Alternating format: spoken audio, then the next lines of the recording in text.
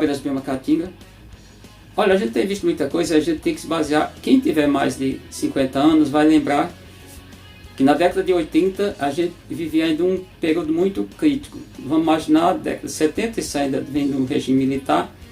O Brasil se industrializou teoricamente, teve aquele chamado milagre brasileiro, e teve locais que tinham problemas sérios. Por exemplo, Cubatão, litoral de São Paulo, teve no dia 2 de fevereiro de 1984 um incêndio num gasoduto e matou, vítima fatal, 93 pessoas, destruiu milhares de barracos, milhares, não sei, mais centenas de barracos. Foi uma tragédia naquele local por excesso de poluição, que era, todo mundo reclamava que o Brasil foi visto em música, tem até música da Ângela Rorô, de, sei lá, Fafá de Belém, falando da questão da poluição de São Paulo. Tudo São Paulo a gente sabe que era muito poluído, e o Brasil houve uma desindustrialização. O fato é que naquela época havia também pessoas que criticavam, e naquela época nasciam muitas crianças anencéfalas naquela localidade, e outros locais menos, mas acontecia. Então era uma questão diferente.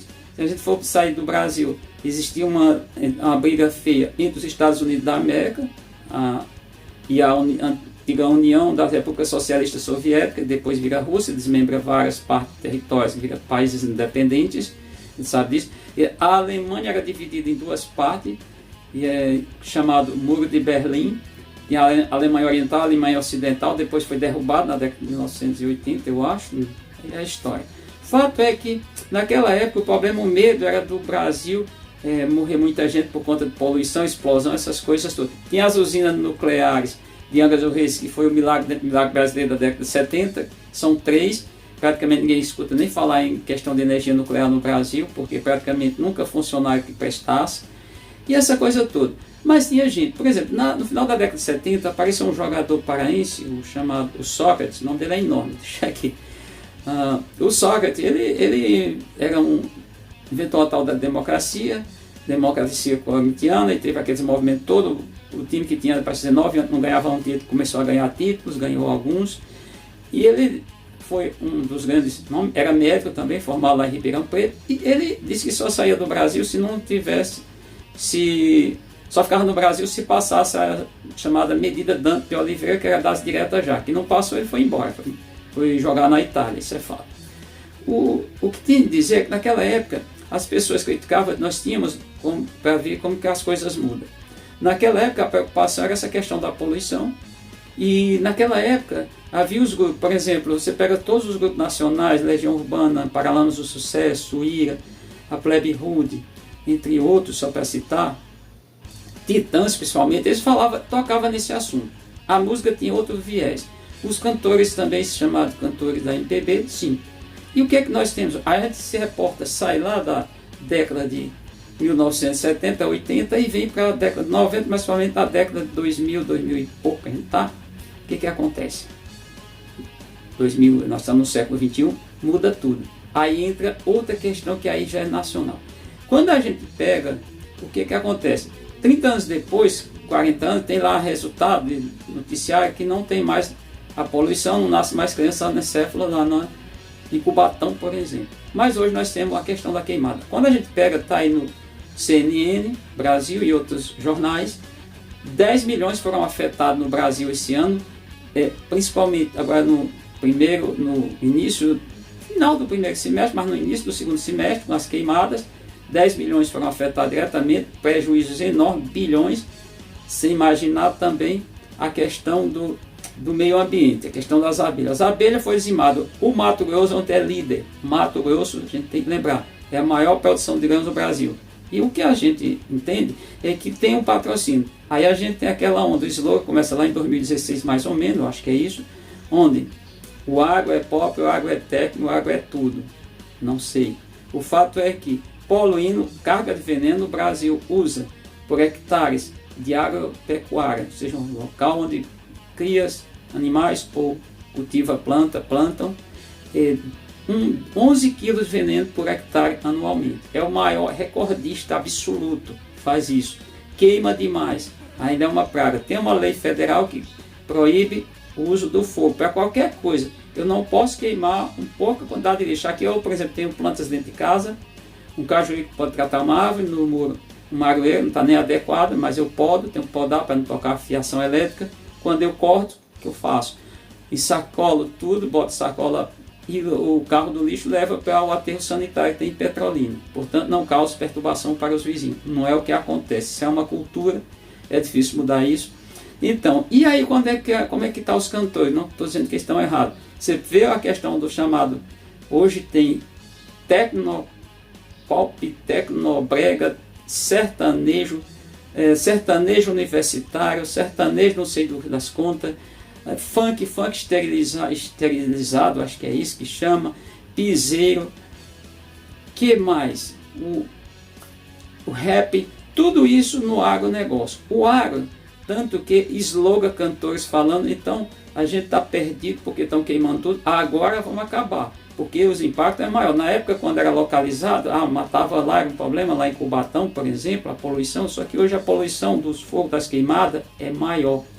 Então, em 2024, o Brasil vem batendo recorde, por recorde, se for em inglês, de queimadas, de desmatamento, de tudo. Normalmente são terras da União, boa parte ainda são terras da União, são reservas, as reservas, nós temos reservas inclusive intocáveis, eles queimam, vários, em todos os estados brasileiros tem feito isso, queima justamente para poder desvalorizar e poder tentar, numa tentativa de obter uma escritura da propriedade.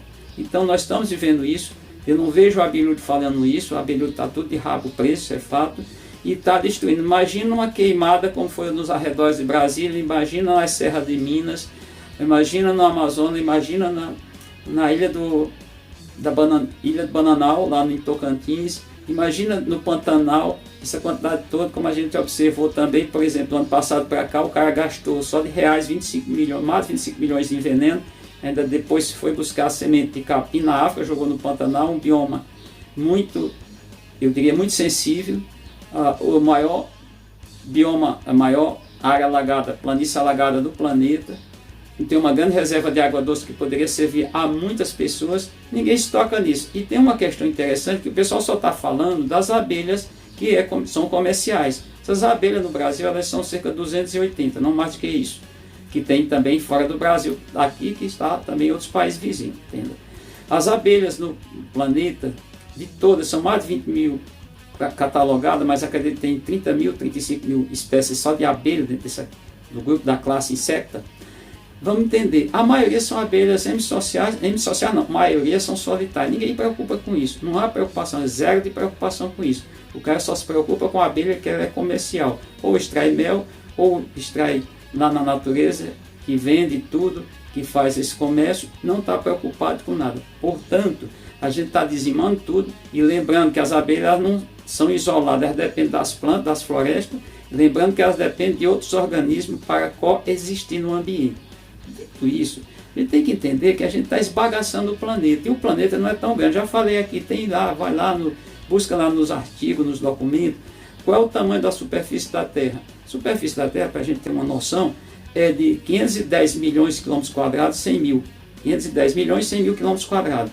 O que acontece? Tem um quinto que é congelado, não dá para a gente, quer pisar lá, é difícil. Já até visto algumas pessoas que estão dando a volta ao mundo, ao planeta de aeronave, mas duvido ela pousar nesses locais.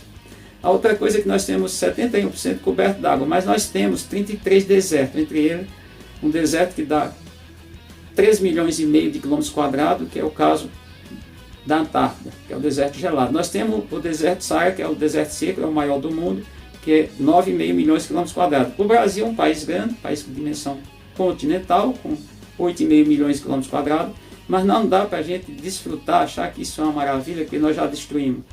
Para a gente ficar bem claro, voltando para a nossa realidade. Nós já destruímos mais 40% da Caatinga, nós destruímos 95% da Mata Atlântica, mais de 70% do Cerrado. O Pantanal não existe mais, quase está tudo, a gente não sabe qual é a quantidade. Eu procuro o documento, não encontrei a medida exata.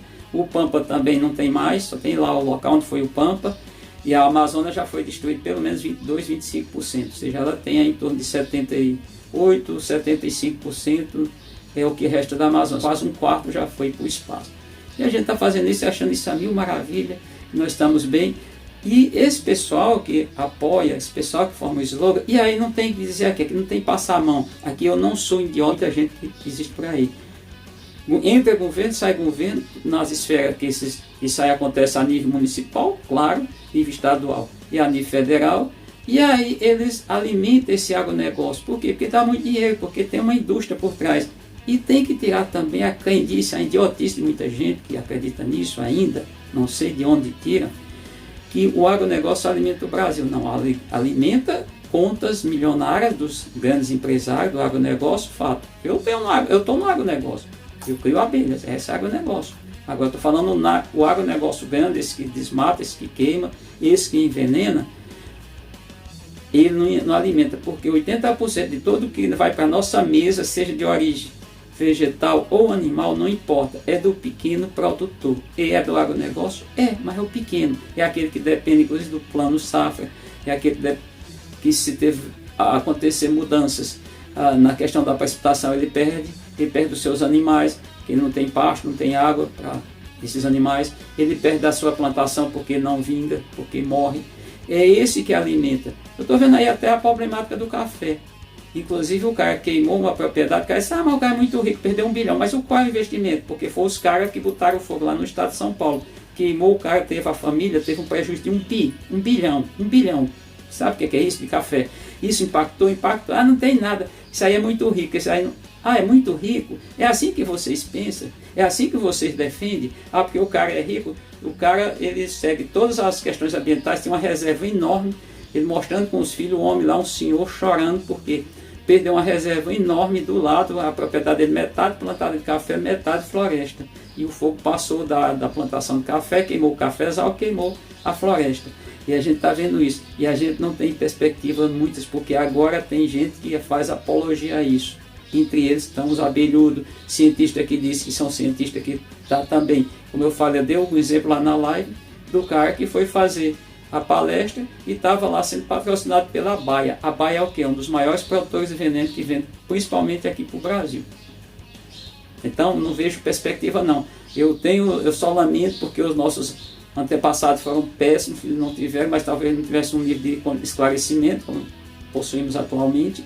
E qual é o legado, qual é o futuro, o que nós estamos deixando de herança para as gerações vindouras. Estão aí a população jovem do planeta, vamos pensar o grupo jovem dentro da população humana, e para quem vai nascer ainda. Nós estamos deixando uma questão incerta. Aí vai morar onde? Aí fica alimentando, dizendo aquele idiota lá que tem um monte de sucata, que a sucata faz marcha ré, pousa. Eu vi no grupo de abelhas. Que o Elon Musk, não, isso não funciona. Pensa no que nós temos aqui. Aproveite, vamos cuidar do que é nosso. Mas em Marte a gente não sabe se a gente vai ter nada.